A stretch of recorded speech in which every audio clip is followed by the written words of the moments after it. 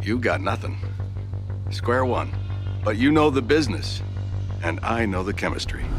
In the premiere of Breaking Bad, high school chemistry teacher Walter White's life takes a dramatic turn when he's diagnosed with terminal cancer and decides to use his scientific skills to make meth and secure his family's future. As he partners with former student Jesse Pinkman, they quickly find themselves entangled in a web of danger and moral compromise. Stick around until the end to see how Walter's transformation from a mild-mannered teacher to a ruthless drug kingpin defies all expectations. In the first episode of Breaking Bad, Walter White begins as an unfulfilled man. He teaches chemistry to high school students who are more interested in anything but learning. They'd rather talk about anything else than understand how chemistry can make flames change colors. Walter works 2 jobs just to keep his family afloat, living in a modest house that constantly needs repairs. His family can only afford fake bacon, and overdue bills keep piling up. On top of that, even his car's glove box needs fixing. Sounds like a standard life for somebody living in Albuquerque. One day, Walter sees a news report about gangsters using chemistry to manufacture methamphetamine, making a tidy profit. This sparks an idea in him. He realizes that, as an educated chemistry teacher, he could potentially make a lot of money by applying his knowledge to the illegal drug trade. However, instead of diving straight into meth production, he takes on another shift at a car wash to make ends meet. This decision proves to be too much for him as he starts coughing violently. The coughing leads to a grim discovery. Walter visits a doctor and learns that he has inoperable lung cancer, with a prognosis of only 2 more years to live. The news is devastating. Lung cancer, inoperable, the doctor says. Walter is left grappling with this harsh reality, realizing his time is limited and his financial situation is dire. Well, we all know where this is going, right? Faced with his mortality, Walter decides that working at the car wash is no longer an option.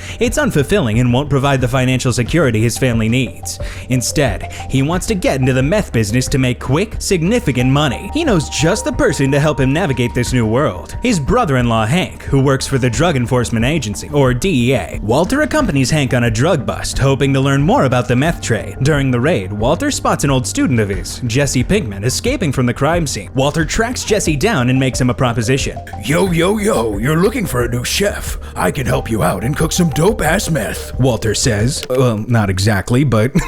Jesse, impressed by Walter's confidence and desperate for a partner, agrees to go into business with him. I mean, it didn't happen exactly like that, but I feel like I could add a comedic value to this iconic meetup scene. They pool their resources and buy an RV using the last of Walter's life savings. This RV will serve as their mobile meth lab, allowing them to cook far from prying eyes. As they start their new venture, a dynamic emerges. Jesse is laid back and enjoys the process, while Walter is meticulous, insisting on precision to ensure their product stands out from the inferior meth on the market. Jesse arranges a meeting with one of the connections to start selling their meth. However, the meeting takes a dangerous turn. One of the men recognizes Walter from the DEA bust and suspects him of being an informant. The situation escalates, and they threaten to kill both Walter and Jesse. Thinking quickly, Walter offers to teach them how to cook better meth if they spare their lives. The men agree, but they have no idea what Walter is planning. How dumb can they be to believe a guy that they don't believe? Think about it. Using his chemistry expertise, Walter creates a toxic gas explosion with red phosphorus, killing the 2 men. With 2 lifeless bodies in the RV and Jesse unconscious,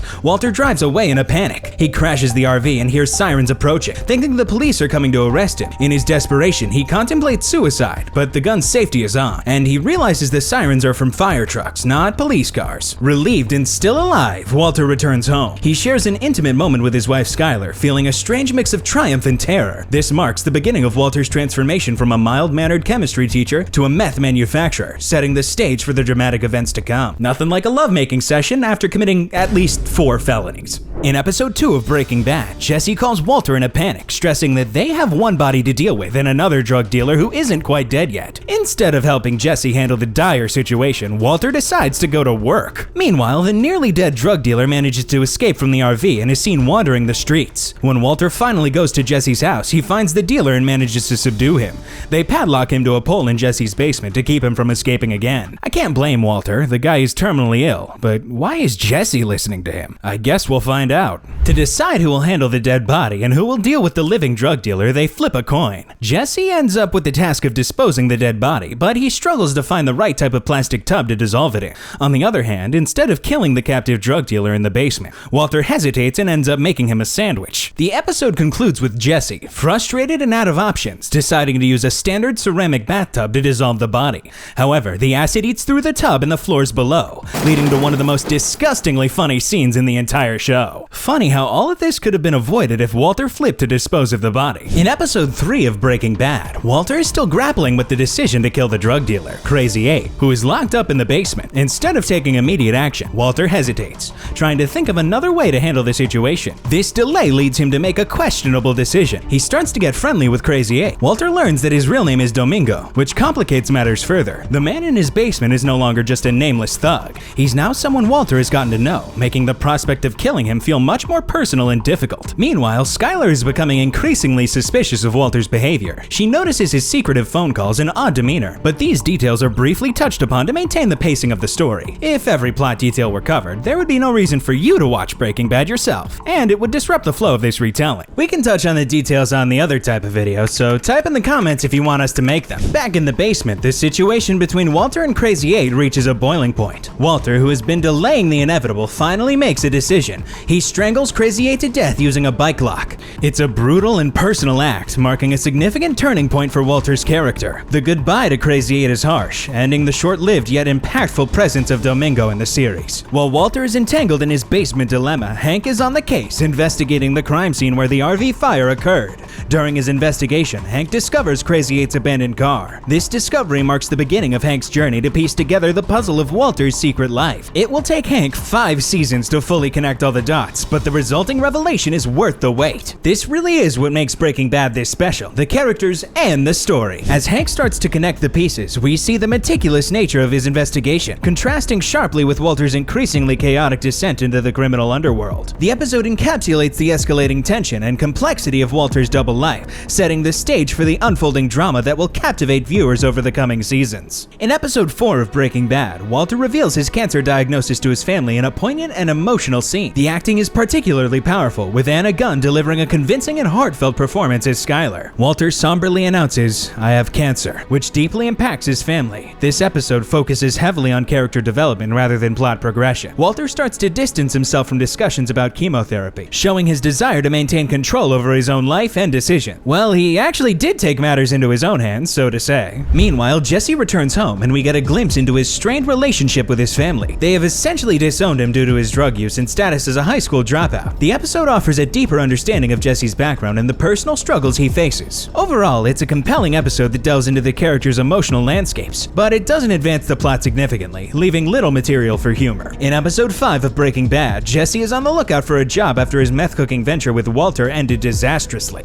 He runs into his friend Badger, who's trying to stay out of trouble due to being on probation and needing to prove he's rehabilitated. Badger's presence brings a bit of humor, and he's a fan-favorite character. Jesse and Badger team up to try and recreate the high-quality meth that Walter produced. However, Jesse quickly realizes that he can't achieve the same results without Walter's expertise and help. The student hasn't yet become the master. I don't think he'll ever. Meanwhile, Walter attends a birthday party for his old business partner, Elliot Schwartz, who has become incredibly successful in the science field. Elliot offers Walter a high-paying job, but Walter, wanting to maintain his independence and sense of pride, turns down the offer. The episode also features a significant intervention scene where Walter's family tries to convince him to undergo treatment for his cancer. The emotional tension is high, but eventually, Walter agrees to pursue treatment to be the man his family needs him to be. However, he also decides to resume his meth cooking operation on the side, feeling a renewed sense of purpose and determination. Walter is back in the game, ready to reclaim his position in the meth business. In episode 6 of Breaking Bad, Hank starts investigating Walter's school laboratory because he found a mask that originated from the equipment room there. However, instead of suspecting Walter, the chemistry teacher, Hank pins the blame on the school's kind-hearted Mexican janitor due to a background check revealing past criminal activity. This marks the first instance of collateral damage caused by Walter's meth business. Walter's transformation into his alter ego, Heisenberg, begins to take shape as he shaves his head, which is already losing hair due to cancer treatments. Meanwhile, Jesse tries to make a deal with Tuco, a notoriously unstable distributor. When Jesse asks for his money, Tuco brutally beats him. This will be a learning experience for Jesse. Enraged by his partner's beating, Walter fully embraces his Heisenberg persona and decides to confront Tuco himself. He demonstrates his power and knowledge of chemistry by blowing up a chunk of fulminated mercury, declaring, "This is not meth." This bold move marks Walter's deeper descent into the dangerous world of drug dealing. In episode 7 of Breaking Bad, Walter, now fully embracing his Heisenberg persona, attends a PTA meeting. To distract himself from the guilt of unintentionally getting the janitor arrested, he starts touching his wife, Skylar, under the table. This classic move pulls Skylar's attention away from the meeting and reduces her involvement in the discussion. The next day, Heisenberg and Jesse meet meet with Tuco to make a deal. Tuco, now respecting Heisenberg as a fellow crazy person, agrees to buy double the amount of meth next time. Despite Jesse's fear that Tuco will kill them if they fail to deliver, Heisenberg is unfazed. He believes that he can produce enough meth if they source their own ingredients and feels he has nothing to lose, given his terminal cancer diagnosis. Well, either way he dies, so basically Heisenberg doesn't care. Their plan involves stealing etch-a-sketches from children to extract thermite. Using the thermite, they burn through a security door and steal a barrel of methylamine. This allows them to produce the show's iconic blue meth, which Tuco loves and demands more of. To demonstrate his ruthlessness, Tuco beats his bodyguard into a bloody mess, showing Heisenberg and Jesse the consequences of disappointing him. Breaking Bad masterfully explores the descent of an ordinary man into the criminal underworld, challenging viewers to grapple with the moral complexities of his choices. It's a riveting journey that keeps you questioning who the real villains are until the very end. And remember, chemistry may not be as boring as your high school teacher made it seem, especially when it's used to cook up some serious drama. I rate this series a 9.5 out of 10. What do you think? Let us know in the comments below. Looks like this movie pill is starting to wear off. But don't worry, there's always more where that came from. Tap here to keep the effects going with this next movie, because who can stop at just one? And while you're at it, don't forget to like and subscribe, because your next movie dose is just a click away.